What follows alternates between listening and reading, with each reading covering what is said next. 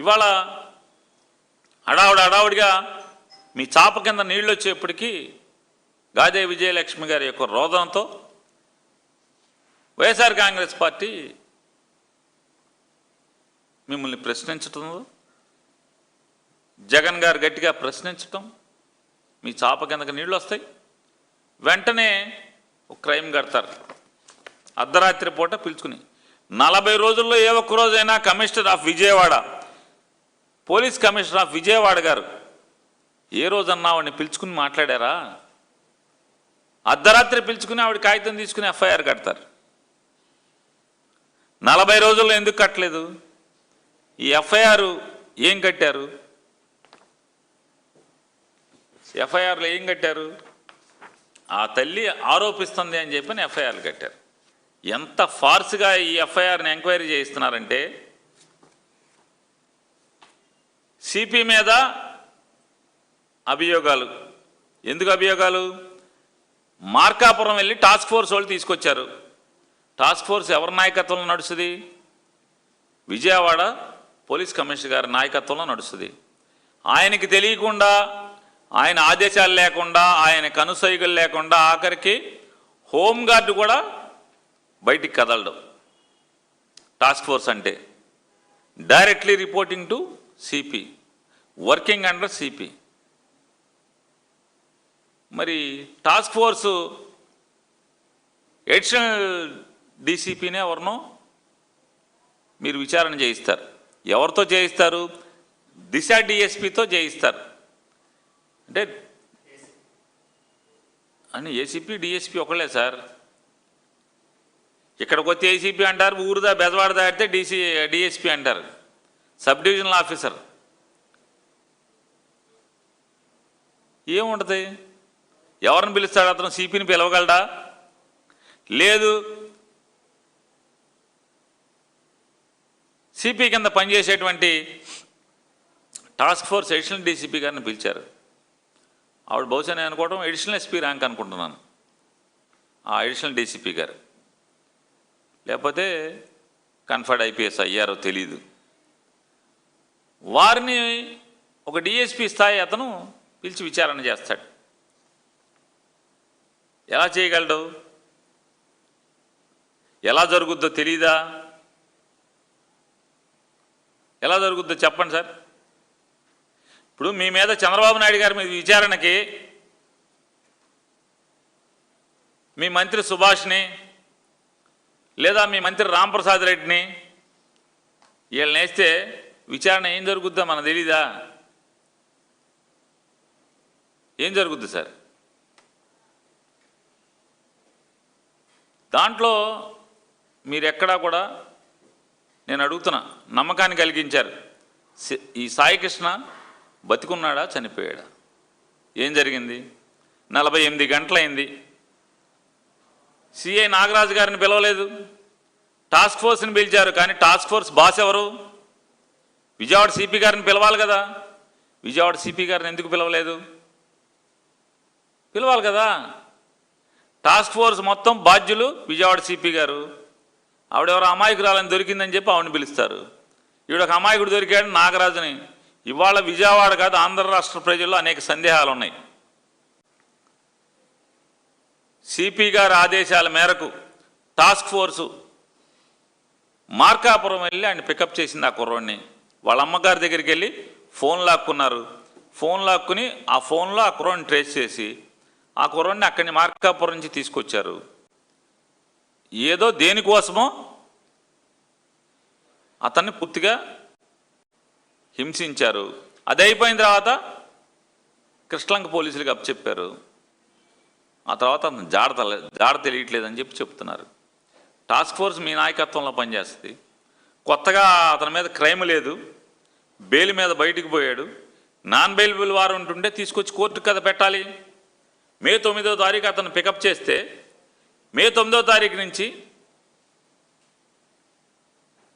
గమ్మత్ ఏంటంటే, ముద్దాయిగా ఉన్న నాగరాజుని ఎంతకు పిలిచి విచారణ చేయరు. టాస్క్ ఫోర్స్ ఆవిడని పిలుస్తారు. టాస్క్ ఫోర్సు కమిషనర్ గారి తర్వాత రెస్పాన్సిబిలిటీ ఉన్నటువంటి ఆఫీసర్ని పిలుస్తారు విచారణకి. శ్మశానానికి వెళ్తారు.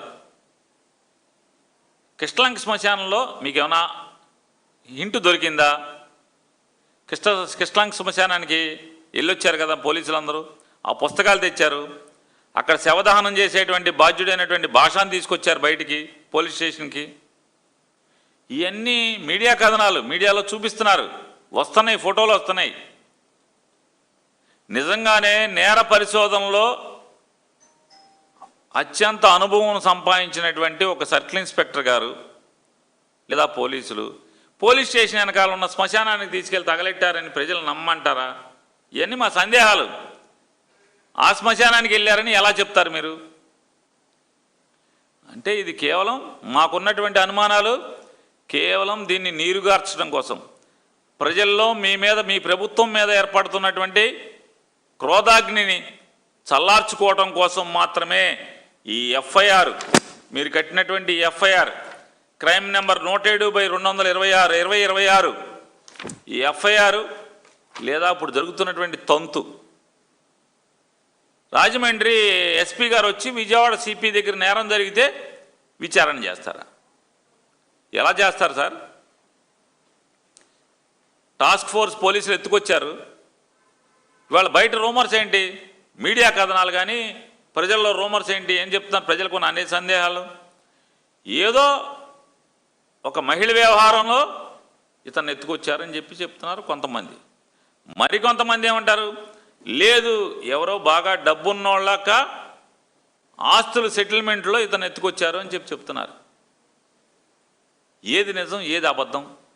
అసలు టాస్క్ ఫోర్స్ వాళ్ళు కొత్తగా జరిగినటువంటి క్రైమ్ లేకుండా టాస్క్ ఫోర్స్ ఎందుకు వెళ్ళింది? ఎన్బిడబ్ల్యూ ఉంటే ఇన్ని ప్రజలకు సందేహాలు. నాన్ బెయిలబుల్ వారెంట్ ఉందని చెప్పని మీరు చెప్పారని ఆ తల్లిగారు చెప్తుంది. ఆ తల్లి చెప్తున్నట్టుగా మీరు ఎక్కడ ఇంతవరకు కూడా నాన్ బెయిలబుల్ వారెంట్ ఉందని కూడా ఎక్కడ పోలీసులు ఇంతవరకు ఎవరికి చెప్పరు. నాన్ బెయిలబుల్ వారెంట్ ఉందని కూడా పోలీసులు చెప్పరు. తీసుకొచ్చారో లేదో కూడా పోలీస్ డిపార్ట్మెంట్ కానీ ప్రభుత్వం కానీ చెప్పదు. ఇవాళ ఇందులో సిపి గారికి ఒక పాత్ర ఉందని చెప్పని అందరికీ సందేహాలు ఉన్నాయి. సిపి గారి ఆదేశాల మేరకే, లేకపోతే టాస్క్ ఫోర్స్ వాళ్ళకి ఏం పని? వెళ్ళరు కదా. ఇప్పుడు ఆ అమ్మాయిని స్కేప్ కోట్ చేద్దామనా, ఒక మహిళా అధికారిని, లేదా సిఐ నాగరాజుని స్కేప్ కోట్ చేద్దామనా? వీళ్ళందరూ పనిముట్లే కదా. ఎప్పుడైతే టాస్క్ ఫోర్స్ ఎంటర్ అయిందో, టాస్క్ ఫోర్స్ తీసుకొచ్చిందంటే ఆటోమేటిక్గా మిగతా వాళ్ళందరూ కూడా పనిముట్లే కదా. విజయవాడ కృష్ణలంక పోలీసులు కానిస్టేబుల్సా, లేదా సిఐ నాగరాజా, లేదా టాస్క్ ఫోర్సు నాయకత్వం, అంటే ఫీల్డ్ లెవెల్లో నాయకత్వం వస్తున్నటువంటి అడిషనల్ డీసీపీ, ఆవిడ పేరు ఏదో ఉంది, మహిళా అధికారిని ఆవిడ, వీళ్ళందరూ పనిముట్లే కదా. సిపి చేతిలో పనిముట్లే కదా. మరి సిపి చేతిలో వెపన్స్గా, ఇన్స్ట్రుమెంట్లుగా పనిచేస్తున్నటువంటి వీళ్ళని ముద్దాయిలుగా విచారణ చేద్దామని చెప్పిన ఉద్దేశంతో ప్రభుత్వం ముందే ప్రిఫిక్స్డ్ మైండ్తో ఒక అధికారిని నియమిస్తారు. ఇక్కడేమో ఒక డిఎస్పి విచారణ చేస్తాడు, అక్కడి నుంచి రాజమండ్రి ఎస్పీ స్థాయి అధికారి వస్తాడు, సిపి ఎవరు? ఐజీ స్థాయి అధికారి సిపి. ఇలా వరుస మరణాలంటే పోలీసుల యొక్క దాష్టికం వల్ల ఒకడు మరణిస్తే దాన్ని ఆత్మహత్య చేసుకుంటే దాన్ని కప్పెడతాకి ఒక రోజు తర్వాత ఏమైపోయింది పోలీస్ డిపార్ట్మెంటు? ఒకడు ఆత్మహత్య చేసుకున్న అంటే విజయవాడ నగరంలో, మళ్ళీ ఎక్కడో అడవిలో చచ్చిపోలా, విజయవాడ నగరంలో చచ్చిపోతే, ఇంట్లో చచ్చిపోతే 24 గంటలు గడిచిన తర్వాత ఎఫ్ఐఆర్ అయిందంటే మరి సిపి గారు మీరు ఏం నడుపుతున్నారు? విజయవాడ పోలీసుల్ని ఎలా నడుపుతున్నారు మీరు? స్టేషన్లని మీ కింద ఎస్హెచ్ఓనే కదా, ఆ మాత్రం మీకు అర్థం కావట్లేదా? అంటే మీరు సూపర్వైజరీ ఇదన్నా మర్చిపోయారు, లేదే పూర్తిగా మీ నాయకత్వంలోనే ఇవన్నీ కూడా జరుగుతున్నాయి. పాత్ర మీది కాకపోతే మీకు తెలియకుండా ఒక స్టేషన్ హౌస్ ఆఫీసరు తన మూలంగా ఒక వ్యక్తి మరణిస్తే, ఆత్మహత్య చేసుకుంటే, దాన్ని అతనికి ఏం సంబంధం లేకుండా 24 గంటలు గడిచిన తర్వాత ఎఫ్ఐఆర్ కట్టాడంటే, ఆ వీడియో లేకుండా ప్రపంచం అంతా వీడియో ఉంటే వాళ్ళ నాన్న ఫోన్లో ఆ వీడియో అంతా కడిగేస్తాడు, మొత్తం క్లీనప్ చేస్తారు, వాళ్ళ ఇంట్లో ఉన్న ఫోన్లన్నీ క్లీనప్ చేస్తారు. ఇప్పుడు అనుకుంటున్నారు అది ఎక్కడి నుంచి వచ్చింది? ఆ వీడియో ఎక్కడి నుంచి వచ్చింది? ఆ వీడియో ఎక్కడి నుంచి వచ్చింది తప్పితే అని కింద మీద అవుతున్నారు తప్పితే, అరే ఆడు చావుకు కారణమైనటువంటి ఎవరిని బాధ్యులు కూడా చర్యలు తీసుకోలేదు సిపిఐ అని చెప్పి అనేది. ప్రభుత్వం కంగారు పడదు, పోలీసులు కంగారు పడరు.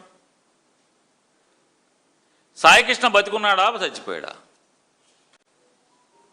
ఈ శ్మశానంలో ఎందుకు వెళ్ళారు? ఆ శ్మశానానికి మీకు సార్ చెప్పాలి. ఇది ఇన్వెస్టిగేషన్లో భాగం అనుకుంటే మీరు చెప్పమంటే మీరు ఏదో బస్పూసి మారేడికాయ చేద్దాం ఈ సమాజానికంటే సమాజం ఒప్పుకో. చంద్రబాబు నాయుడు గారు ఒప్పుకో. చంద్రబాబు నాయుడు గారు మీరేదో చేద్దాం.